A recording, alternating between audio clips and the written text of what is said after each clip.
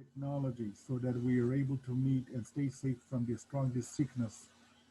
We are able to, we ask that you help us and guide us so we can help others. Creator, give us acceptance, patience, and understanding of each other. Thank you, all my relations.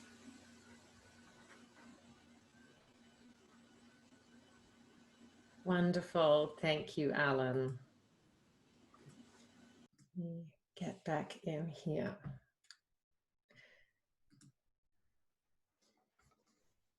I think it's important that we cover off who the Aboriginal Firefighters Association of Canada is so that we can understand then how that fits in with the National Indigenous Fire Safety Council project.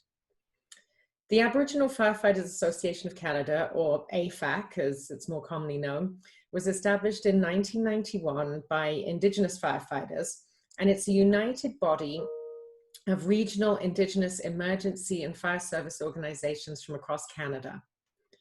And AFAC is committed to raising awareness of the fire and life safety challenges in Indigenous communities and in improving the outcomes. They work with national, regional, and local Indigenous and non-Indigenous organizations and with individual communities to bring about that change. The National Indigenous Fire Safety Council project is the culmination of many years of hard work by AFAC to get meaningful backing from the government to create an organization that will allow communities to determine their own fire and life safety needs.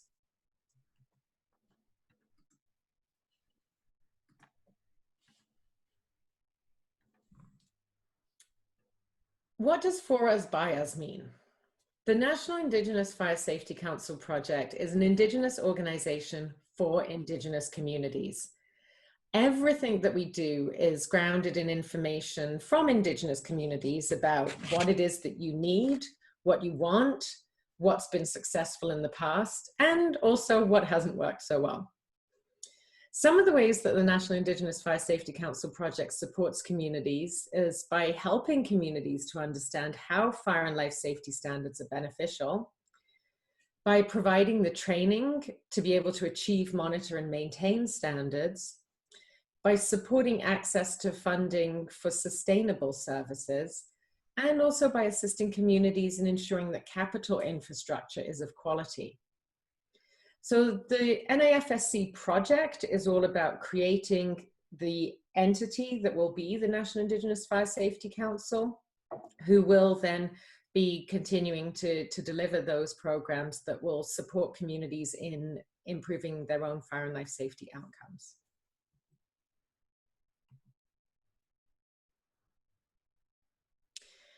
The AFAC Board of Directors is committed to the inclusion of all Indigenous peoples, both in AFAC's current inception and in the development of the National Indigenous Fire Safety Council. The board is undergoing governance changes that include extending invitations to the Inuit and Métis to sit on the AFAC board and also to participate in the strategic development and direction of the National Indigenous Fire Safety Council. The governance goal of the National Indigenous Fire Safety Council is to reflect all Indigenous peoples. Because of limitations of federal policy, we're currently only able to deliver programs and services on reserve. But we are working with government to remove those barriers, and all of the programs and services that we are developing and that we will develop in the future are deliberately designed to be able to be used by all Indigenous communities.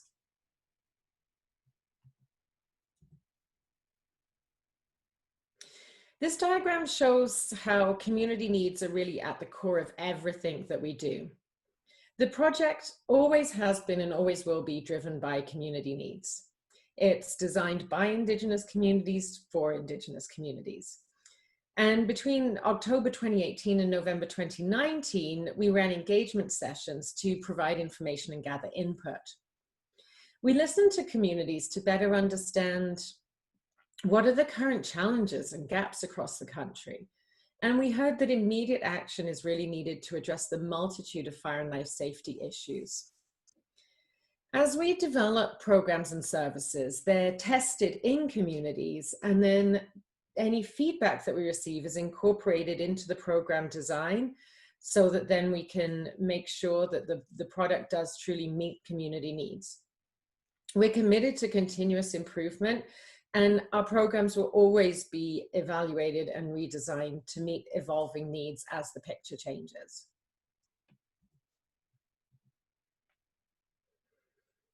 So how is the National Indigenous Fire Safety Council project going to make a difference for you? Well, as an ongoing organization with sustainable funding, it means that the NIFSC will always be around. Communities can come to us with your questions, and you can be confident that you will receive sound information, and you will know that we're a reliable source for quality programs and services.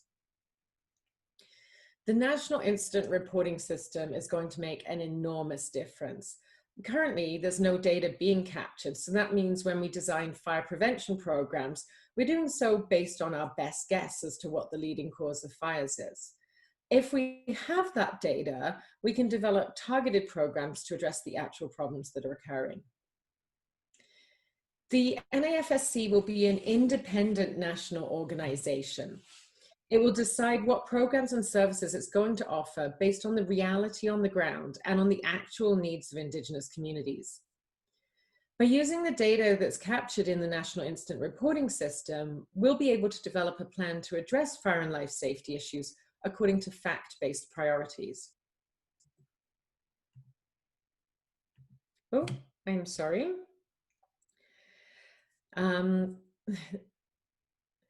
Firefighter training is currently not accessible to most Indigenous communities, at least not without leaving home to go to access training and to get jobs. We're going to develop and deliver training programs that allow people to remain in their community, and we're going to create flexible working arrangements that meet the needs of the extremely diverse Indigenous communities across the country. The current offering of fire and life safety programs and services is mainly designed for urban populations. We will create programs and services that are appropriate for all Indigenous communities, both from a geographic and a cultural perspective. Programs that reflect you and your community. Again, all programs and services we develop can be used by all Indigenous communities across the country, even if funding parameters currently limit delivery to on-reserve communities.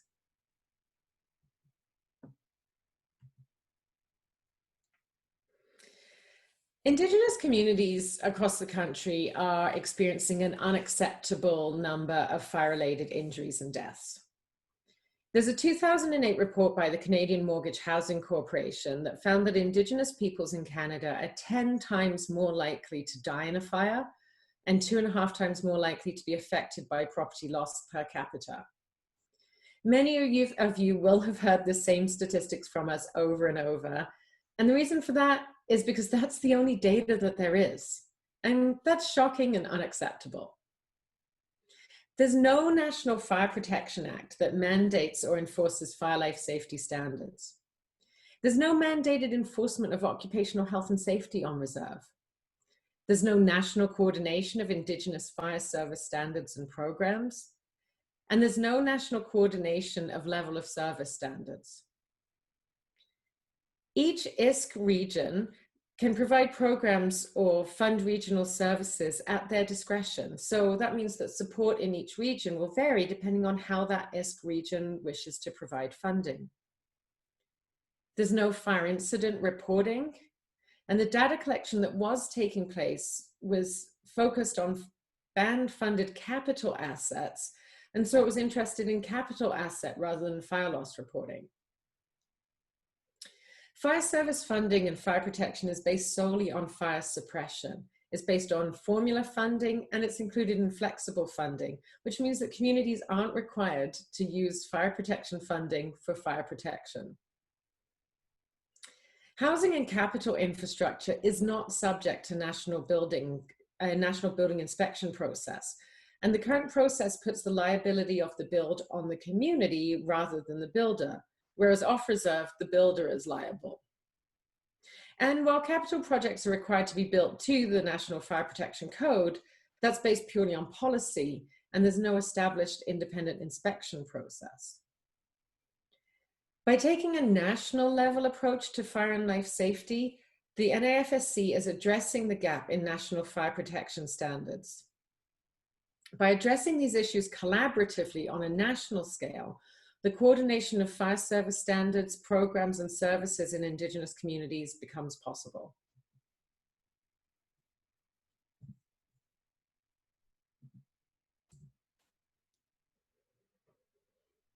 Some of the examples of gaps that we're talking about are Indigenous fire services assume responsibility for fire departments and community safety, but in the absence of any national standards, they really have limited training and experience. Because of inadequate funding, there's limited expertise and training, which hinders the adoption of fire service equipment standards. With the exception of on-reserve communities, all other jurisdictions, including provinces, territories, federal jurisdictions like military bases, airports, and seaports, they all have established building and fire codes. Building codes ensure that infrastructure is built to establish standards, and fire codes ensure that infrastructure is maintained to establish standards. That's not the case for on-reserve communities. And there are no national standards for the delivery of fire prevention or public education. How is the NIFSC going to bring about change? We're going to work collaboratively, sharing our expertise and resources. We're not going to duplicate existing programs and services. And we're going to share our ideas and research. Our goal is to help communities to make communities safer. At the core of everything we do, the NIFSC project supports internal capacity building.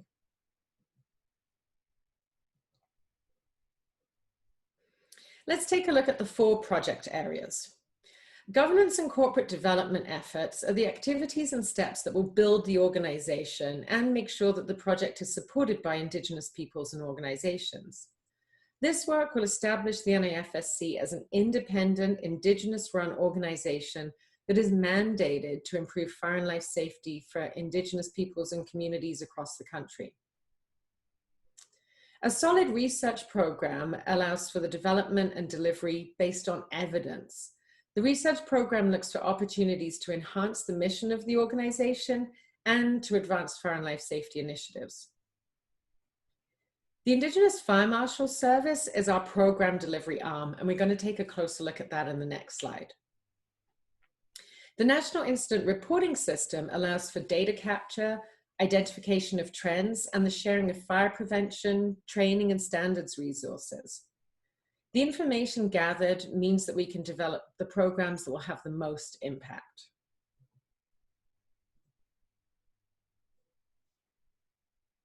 We use the term fire marshal for our operations division because the role of a fire marshal is well understood and it relates to what's being delivered. We work with communities to identify and meet your individual needs. We collaborate with you to develop and test culturally appropriate programs. And our program areas include fire prevention, education, home safety, governance, fire department administration, leadership training, and many more. Programs will be delivered by the Indigenous Fire Marshal Service in 2 languages and through 3 different delivery mechanisms, although the requirements of each program may dictate which delivery formats are available. Program development is guided by the National Advisory Committee and the Technical Advisory Committee. Right now, the NIFSC project is working with Indigenous communities, developing and testing fire prevention and public education programs, because those are the ones that have the greatest impact on fire life safety. When you see our programs listed, they're always in this sequence. And that's because this is the order they will have the greatest impact on saving lives. Community safety education programs focus on specific fire safety issues, and they're designed to increase awareness. These are programs addressing specific areas such as cooking and heating, and they're designed for everyone in the community, from youth to elders. Examples of these programs are things like youth fire setter intervention, getting to know fire, learn not to burn. Our fire service governance programs are designed to support community decision makers and leaders with developing policies, bylaws, things like communication plans and fire emergency plans. And these programs also look at helping community leaders to identify fire and life safety issues and finding ways to mitigate those risks. Examples of these programs are community fire safety assessment, community risk reduction, and risk mitigation analysis services. Our community infrastructure and engineering support programs assist communities in designing and planning fire-related infrastructure, including water systems and hydrants. They will identify what individual communities need and put appropriate people and resources in place to design and build the necessary infrastructure. These programs are things like fire protection research services, plans examination, and plans examination training. The fire department management programs provide support for chiefs and officers at the administrative level with creating policies, providing guidelines, and the acquisition of apparatus and firefighting equipment. Examples of these programs are the fire department assessment, fire officer training, policy and operational guidelines support. And we then have our fire inspection services, which identify fire-related risks in communities and assist community leaders with minimizing these risks. They will also help provide building and equipment inspections. Examples of these programs are fire code inspection services, fire extinguisher inspection, and maintenance services. Investigations programs provide communities with support for both fire investigations and for data collection. These programs include training non-investigators and also providing accredited training. Examples of these programs are fire investigation services to determine cause and origin and ensure the collection of fire reporting data, fire investigator training, and fire scene preservation training. Finally, fire department operations training looks at equipment repairs and maintenance and education for firefighters and responders at the incident response level. These programs are things like accredited firefighter training using NFPA standards and fire prevention program training.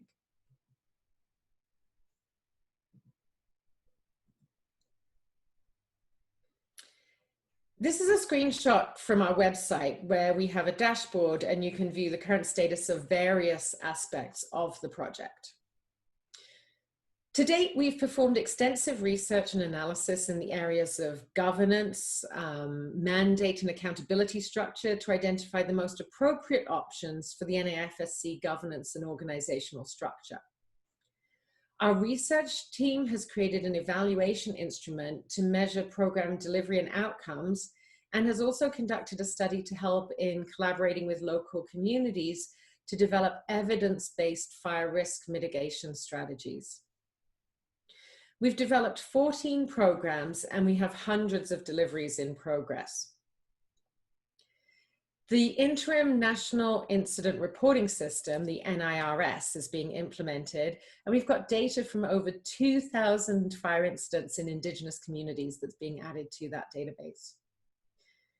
The National Advisory Committee helps us to maintain an inclusive approach that meets the needs of all Indigenous communities by providing advice on the project as it evolves. The Technical Advisory Committee gives technical advice on the development and delivery of our fire safety programs. And part of their process is to review programs both from a regional and a national level. And the TAC, the Technical Advisory Committee, brings together a wide range of education, experience, and expertise to really share best practices and solve common issues. This committee allows for Indigenous fire safety experts to guide the NIFSC programs. And there's an open invitation to all regional technical organizations to participate in the Technical Advisory Committee.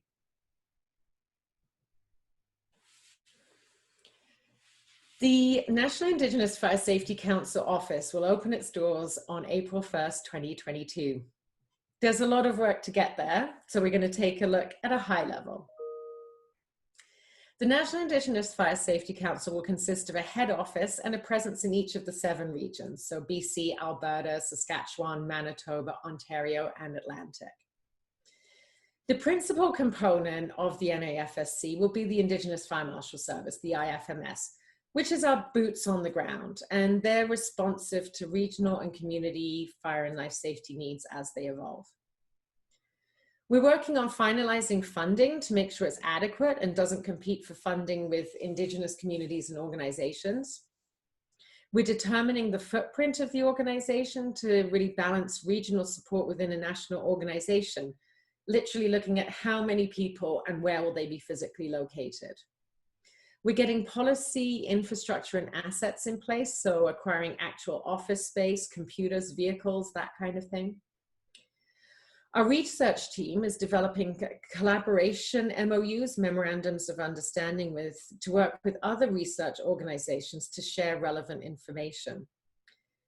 They're examining mortality and morbidity in Indigenous communities to establish baseline data of fire-related casualties that we can then measure program performance against. They're examining insurance grading and costs and developing a business case for residential sprinklers. We continue to develop and deliver programs in the 7 IFMS program areas: community safety education, fire service governance, community infrastructure and engineering support, fire department management, inspections, investigation, and fire department operations. The National Incident Reporting System team will develop and implement the permanent and evolving system. And for those of you who like to get into the details, we do actually publish our funding agreement on the website.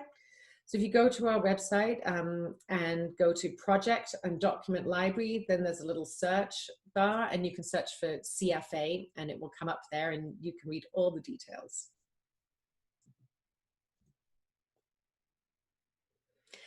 I cannot overemphasize how important it is that we work with communities and organizations. So please connect with us so that we can collaborate with you to make a difference. And of course, you can sign up for our email and our snail mail newsletters and follow us on Facebook. Before I ask Blaine to introduce himself, we'll just do a quick reminder of how to ask your questions. If you don't see a menu like in the screenshot there, just move your mouse and that'll kind of wake up the Zoom menu and it will pop up there. Just click on chat and type your question. So I will now hand over to Blaine, and if you would like to introduce yourself to the group. Yes, thanks, Emma. My name is Blaine Wiggins. I'm the Executive Director for the Aboriginal Firefighters Association in Canada. So we're really appreciative to have these sessions and to have the ability to provide updates. This is the first of a series of national sessions. We'll be starting doing these on a regular basis so that we can have that interactive discussion, bring everybody up to speed on what we're doing, incorporate regional input as one of the venues to collect data about what is going on in the regions, how we can address, adopt, change, adjust as needed. We're going to certainly have, we've had some really interesting questions from some of the other regions, and like I say, we encourage you to, you know, throw at us everything you got. You know, one of the things that we're really happy about with this project is the transparency and the collaboration thus far, both right from the individual fire departments right up through to the National Indigenous Organizations, the AFN, Métis National Council, and the ITK, is the Inuit organization, has been following along. And we've actually just can announce that the Government of Nunavut Fire Marshal's Office, the Fire Marshal from Nunavut, is officially joining our board of directors. So we are extending another invitation out to the Métis National Council, and we hope to have representation from Métis, from the Métis Nation. So anyway, I will open it up to questions and see what we can come up with for good answers. And hopefully you leave us stumped. And if you leave us stumped, that means we got to go away and do some more work. So. Great, thank you, Blaine. So Before I ask this question, I would just like to acknowledge Monty. Thank you for joining us for all of these sessions. I appreciate it. And he's just asking, can you please confirm where we're going to be posting the Fireside sessions and when? And yeah, where and when will we be posting them? That's a really good question. I know we are posting them. I suspect they'll be either on our website and Facebook sites, links to those. So we should look for those links as soon as we finish compiling them. Sorry, and I do want to apologize. Yes, thank you, Monty. One of the big partners with this project, besides the NIOs, National Indigenous Organizations, is our partners at IS. We've been working collaboratively behind the scenes for many years. And through that partnership and dialogue and recognition for the advancement, I say we couldn't do this without our partners in Ottawa and at the regional level. So we appreciate your guys' support and participation. And also I wanted to recognize I'm speaking to you from the traditional territory of the Soda Creek First Nations here just outside of Williams Lake, BC. My office actually is at the Soda Creek First Nations Community Health Center, and so it's a great place to work, and I'm surrounded by some wonderful people here, and glad to virtually connect with the rest of our partners and communities at fire departments across the country. Sorry, the question again, because I have a very short memory. Well, you did answer it, but actually that was kind of unfair because I deal with the technical side more. So the videos will be uploaded to YouTube, and then we'll post them. It'll be like listed on our Facebook, and there'll be links to them from the website as well, but they'll actually reside on YouTube. And we are going to do that next month, which is next week. So they'll be up there next week.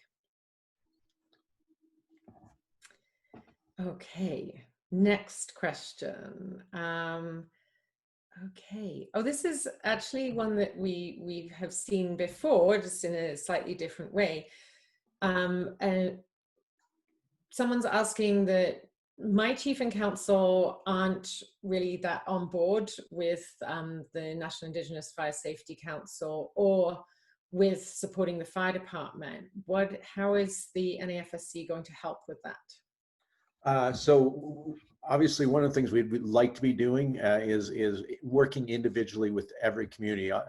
We do on the program delivery side, when communities reach out, we get that opportunity to have that direct engagement relationship and providing support and sharing of information back and forth. We are all interconnected here, and each community has some amazing information. That's one of the big things that we want to do, is share that information, what is working well, what's not working well between communities. And that's one of the things we will be able to do. But at the end of the day, is we recognize that every governance, every chief and council has 100 things that they're dealing with, and especially from the fire side, we only see the one big red truck outside, and that's our one thing. And unfortunately, when a community hasn't had a fire or the risks that we all know are there, when governance doesn't see that, it doesn't necessarily translate to the importance and priority and what a governance body needs to look at. So what we want to do is support both a department and chief and council, and one of the best things we can do is raise the awareness around accountability, and we're not talking legal accountability, we're talking about leadership accountability, and that's something we've been working with the Assembly of First Nations on, Métis National Council and the ITK, around ensuring that our leaders, both at the community, regional, and national level, really have an understanding. Now, one of the things that we gap, we talked previously about legislation. Our stance on legislation is it's one of the many pillars of fire. It's not the end all be all. Forcing a community that needs to do something, having that authority isn't going to necessarily get the outcomes we're looking for. So at the end of the day, what we've determined is we support that, but we support other processes. One of the big processes is education and awareness around that accountability, that moral accountability, that we take responsibility for our fire safety, us as peoples, us as communities, us as fire departments. And so I've said this many times before when I've been speaking, is there will be communities, chief and councils that'll tell our organization, don't come back for a while, and we're not going to send you a Christmas card, because they didn't like what we had to say. They didn't like that we told the chief and council, you are responsible and you are not addressing your responsibility. And the nice thing is we're doing it from a fact-based position, from a science-based position, from an industry-based position. We're not doing it from a political lens and landscape. Doesn't matter who's sitting in around that table leading that community. It's the same challenges, same responsibilities. So we recognize that there are going to be chief and councils that are not going to like the hard facts that we're going to present. But at the end of the day, too, it's not just, we're not going to go and scold a governance body. We're going to help them, ask them how we can help to bridge the gaps, whether it be a capacity, a technical gap, a funding gap. It's all about solving the problems and minimizing the dangers that we're addressing. And again, I go back to our partners, our non-First Nation communities.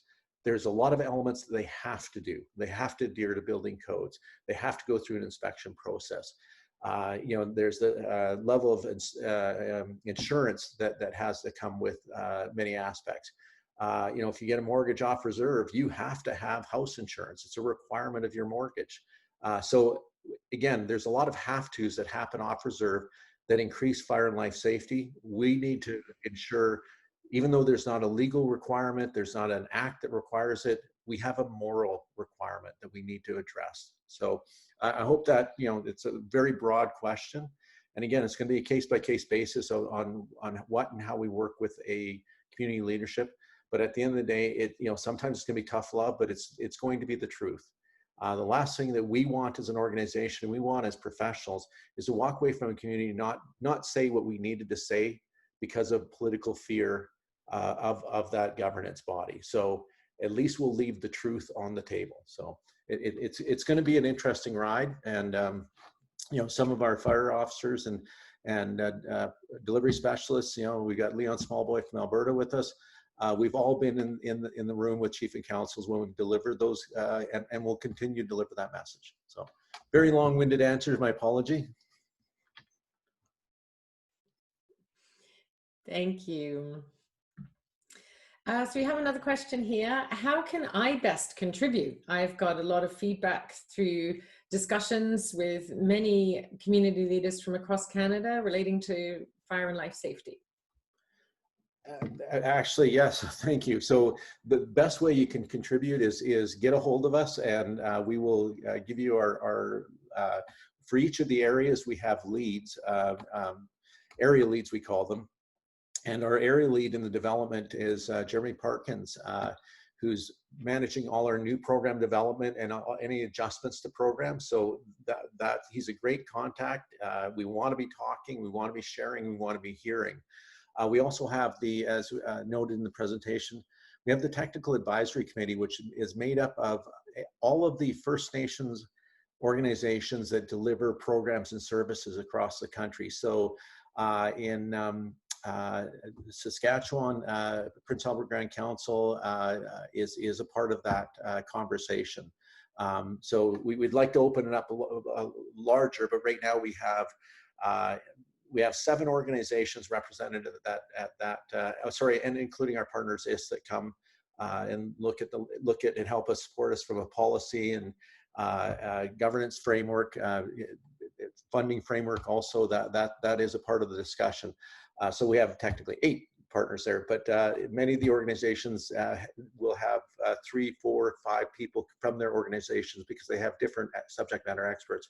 So, we will have 25, 30 people on the line during those technical advisory committees meetings as we're looking at each of the programs. The other thing we do with the technical advisory committee, any research we're doing, we propose that research. So we have, this year we're working on 8 different research pieces.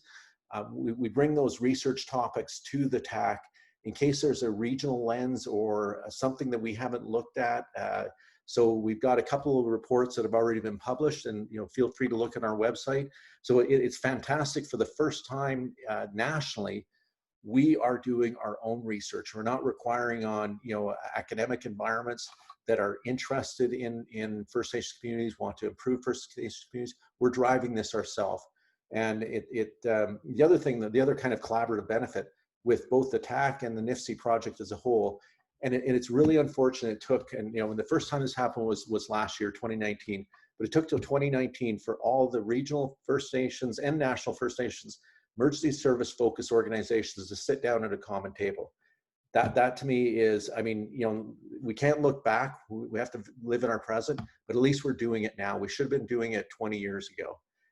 We've got other national fire and emergency services bodies that have been working together for decades. We've got a year and a half now. So we got a lot of catch up to do. So yeah, sorry, long-winded answer. My apologies. Hope everybody had dinner. We're going to be here for a while. Just kidding. It's okay. You're passionate about your subject. It's good.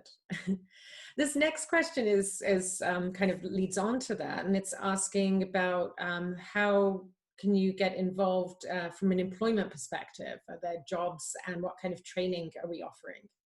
So again, another question that comes up in all the regions, because I think there's been limited opportunities for us to, great opportunities to volunteer. We can't we can't take 10 steps without having an opportunity to volunteer. But for actual employment, the NIFSC really is going to be First Nations focused.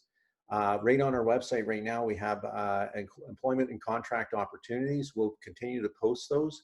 One of the things that we're really keen on is having Indigenous representation, and we recognize that again, I use my learned colleague Leon as an example. Leon got 20 plus years of experience, certifications that he could make an entire wall out of. Not everybody's going to have that. And one of the things we want to do is encourage those that are wanting to change careers, or those that are starting their career, give them an opportunity in the fire service. They may just have been a volunteer firefighter and that's all they've got. But we want to train them, mentor them, support them, and bring them up to the level of our eventually a program delivery specialist.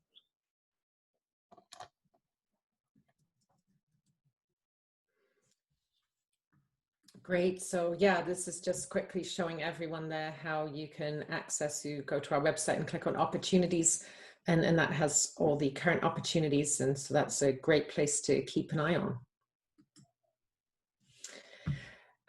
We have a question here about, and sorry, I'm just trying to paraphrase it.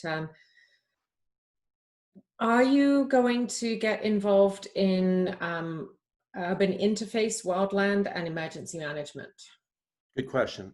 So urban interface is a part of the fire service as it stands right now. So yes, that is a part of the training, equipment standards, policy, response, et cetera, et cetera. So yes, that is normal part of structural firefighting.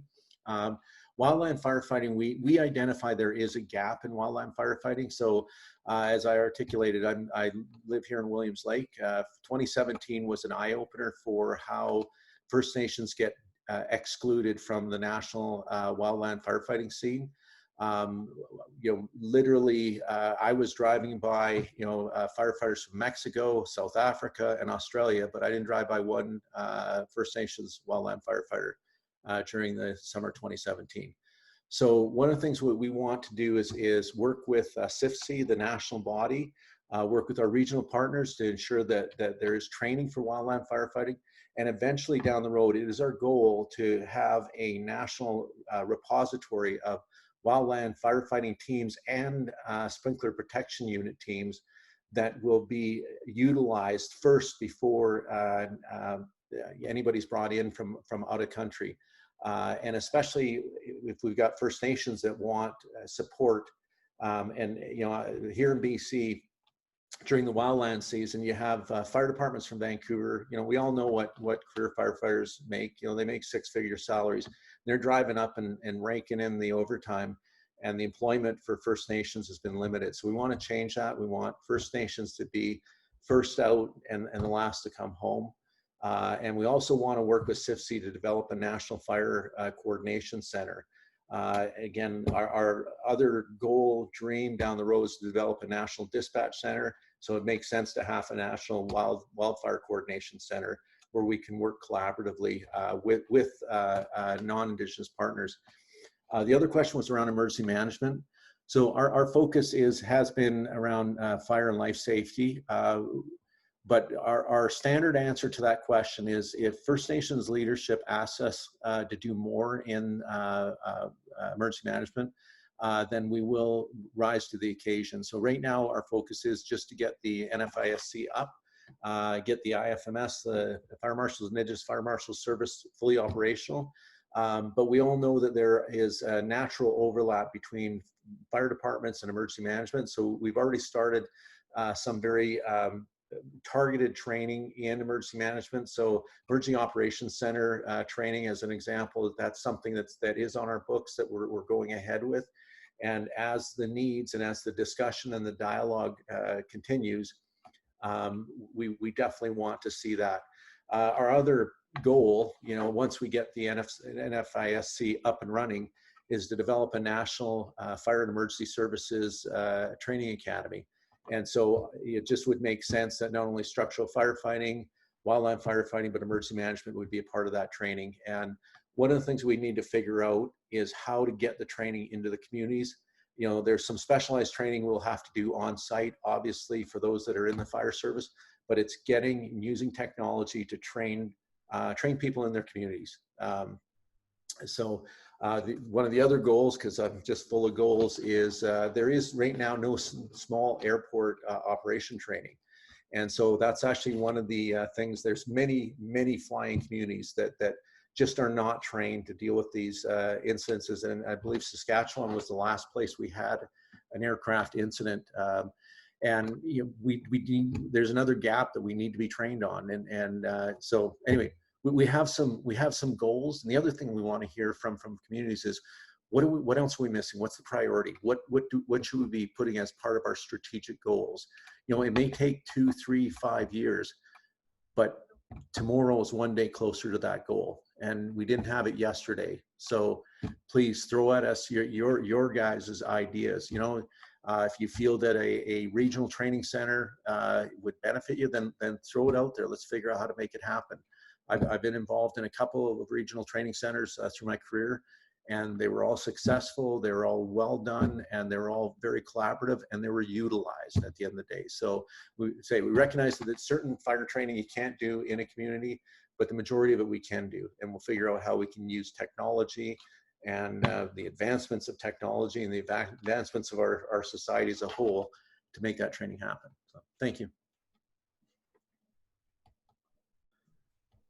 Great, thank you, Blaine. Okay, next up, can you tell us about how the NIFSC project is working within the context of the current COVID pandemic? Oh, yes. Everybody's spending a lot of time in their homes. So, actually, one of the benefits for AFAC is we will always been a virtual organization. So we've never had bricks and mortars. We don't go in office. So we were actually quite used to working virtually. So it really wasn't much of a transition for us. And we really wanted to encourage a national presence. So we have basically staff now, or staff and contractors in BC, Alberta, Ontario, Quebec, and we're trying to recruit in the Atlantic and Saskatchewan and Manitoba. So it really has been it's been a really good working relationship. So we do have somebody that does come into Manitoba, but like I say, we are really wanting to get a presence in Manitoba, and especially because Manitoba doesn't have a regional emergency services organization. And so we want to address that gap. They've got the tribal fire officers. They do a fantastic job, but it would be great if they were more formalized and had a more unified voice. The strength in our voice collectively is much better.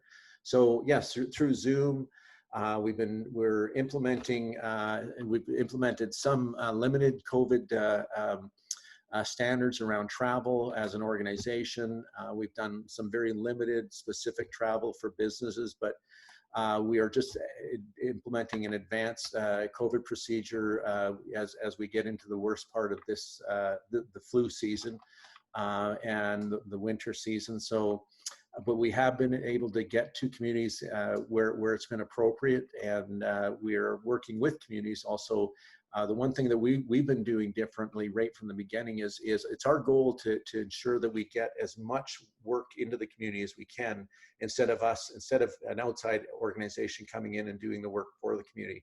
So our home safety assessments and our fire department assessments have been launched, and the HSA's home safety assessments, we're having the local fire departments do them. And one of the things actually we're just working on right now is working on a little bit of an advanced technology so that we could go to a doorstep, leave a device, clean device for a home occupant, and they can do the walk around in the home while the fire personnel that is doing the home safety assessment is outside and just directing them on what they need to see and what they can make recommendations on. So again, we're using technology in every which way but loose.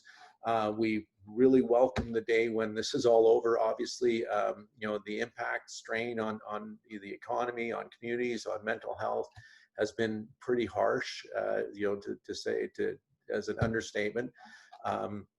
And economically, our communities have always been at a disadvantage, and this has just put us, again, at a larger disadvantage. So, so we're working through COVID, and quite honestly, some of the regional organizations have kind of looked at what we're doing and are trying to adopt some of their delivery methodologies to catch up, because they've designed all those for boots on the ground. We had the other option as one of the primary ways we were going to do delivery. So train the trainer and self-delivery models were designed and developed before anybody ever heard the word COVID. So we got a kind of a jump start on doing things in an alternative way.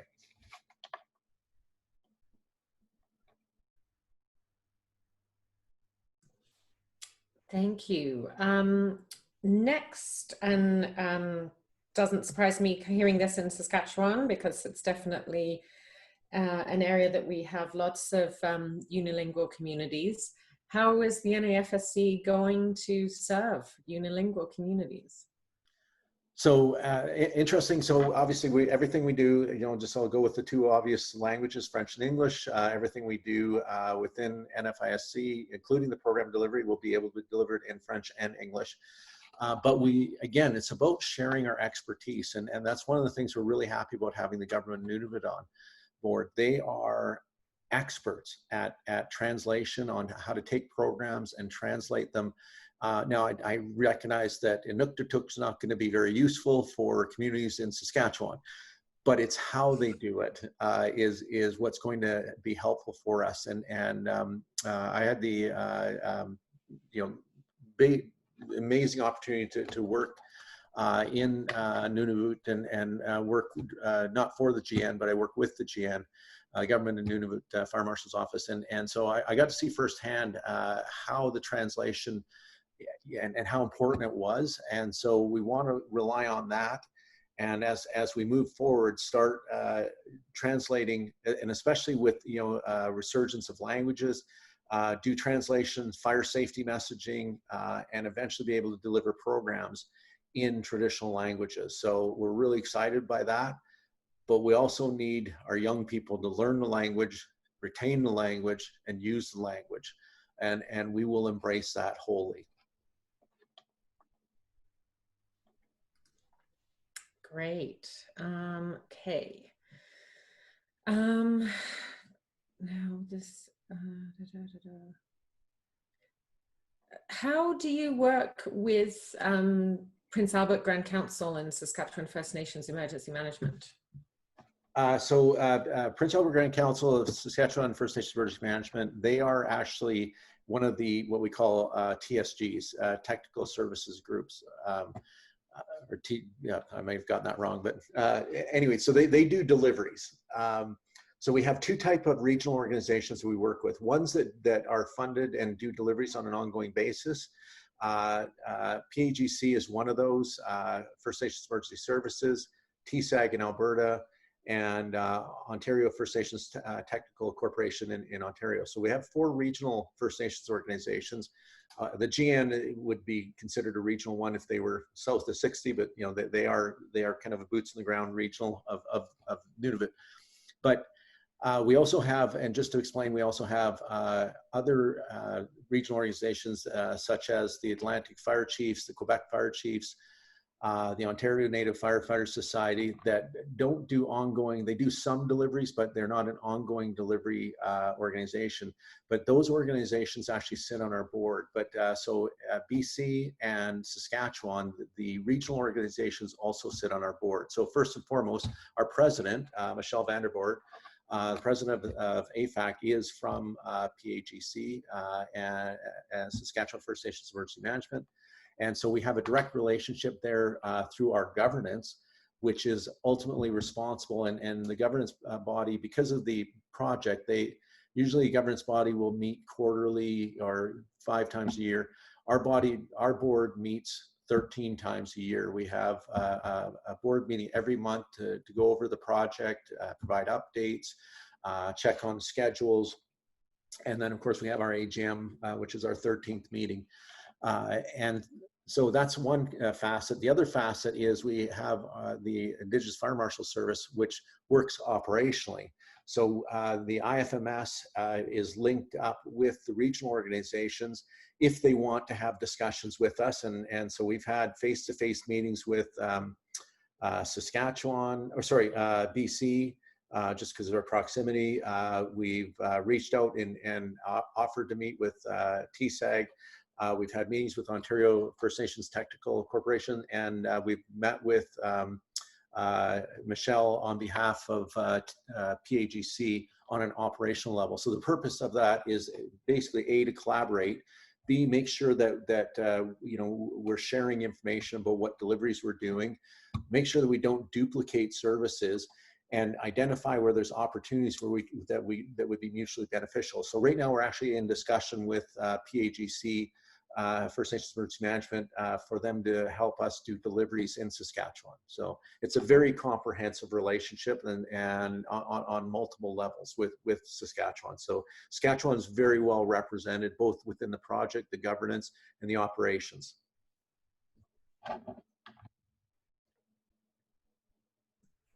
Great. So I have one last question. So if anyone out there is thinking that they might have a question, get typing away.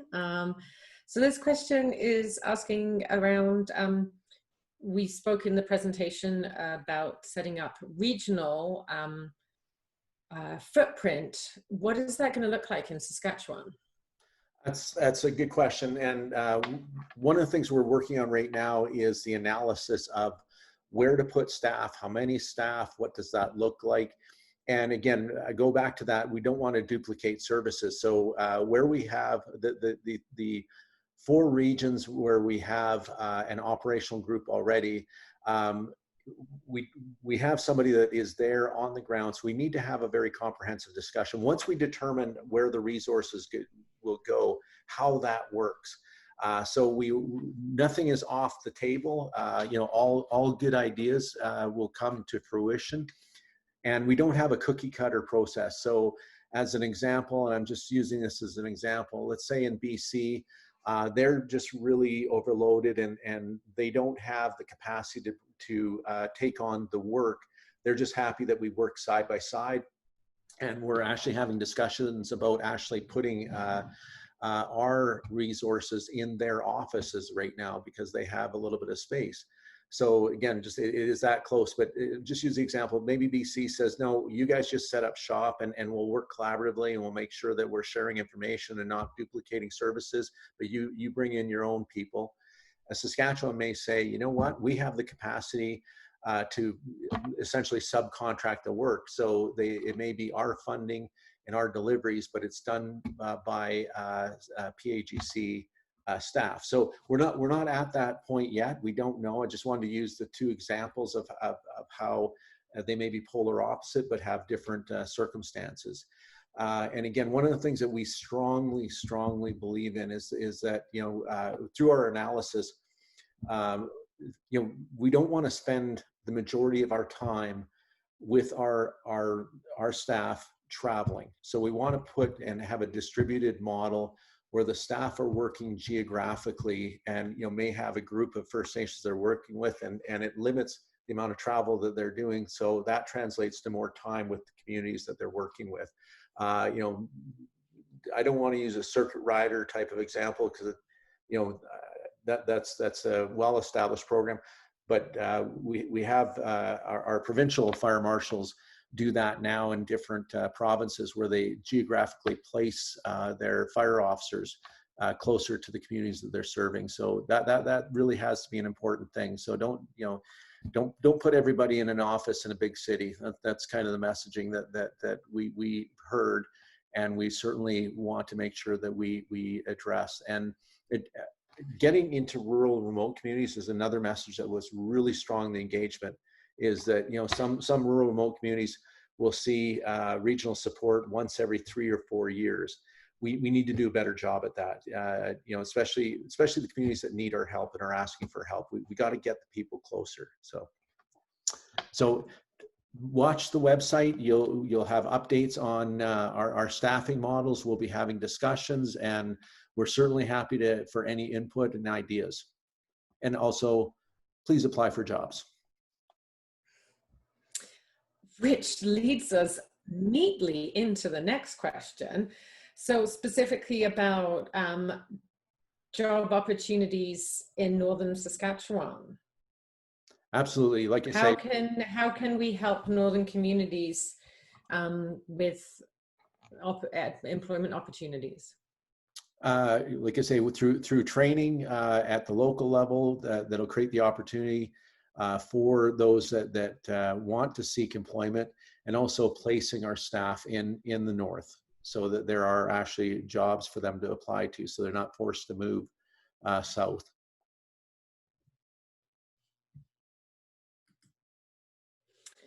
Brilliant, thank you. So that is all of the questions. Thank you everyone for those, that was great, and thank you for your time. Before I hand back to Alan to close the meeting, just a couple of housekeeping items to cover off. You will be receiving a survey about this session, and I would ask that you please do take your time to fill it in. I promise it's quick, and that we actually do read all of the responses, and we take that information and use it to help us do a better job of everything that we do. So yeah, please take the time to do that. As we mentioned earlier, we will be publishing a recording of this session and one of the other regional sessions as well. So that'll probably be up by the end of next week, I would guess, online. And just watch out on our Facebook page is probably the best place to get kind of immediate updates on things. But we'll also look at if there's a way that we can just notify everyone that attended sessions when they're published. But so I know a few people did join later, so rest assured you didn't miss out. You can watch us over and over again. Blaine, do you have anything else that you would like to add? No, just like I say, please shoot questions to us. Don't wait for a session to come up. We've got the website where you can shoot questions. If you want to know who our people are, want to talk to them, you know, just ask and provide that information. Great. Let me just see if, there we go, see if I can manage to unmute Alan. Wonderful. So Alan, can I please pan back over to you to close our meeting? Right on. Nesta igizigit mulali kandamawali fisku. Ida waktu mari gai shila winina negizabok numerous na tigik. Tibani mulika ang pay winan mugay absolori ay chuku waktu na ay gizi ang pay winan matwino gai damel medegne. Ne go ni oldest kadukti gapnige. Mulay no gama. Creator, thank you for bringing us together today. We ask for continued guidance so we can help others. We ask that you keep us safe from this strong sickness so we can continue to help others. Until we meet again, all my relations. Thank you. Beautiful. Thank you, Alan. And thank you everyone for your time, and please stay safe. And Blaine, we'll talk sometime. I need a favor. Yes, sir. We will. I'll give you a call. All right. Good night, everyone.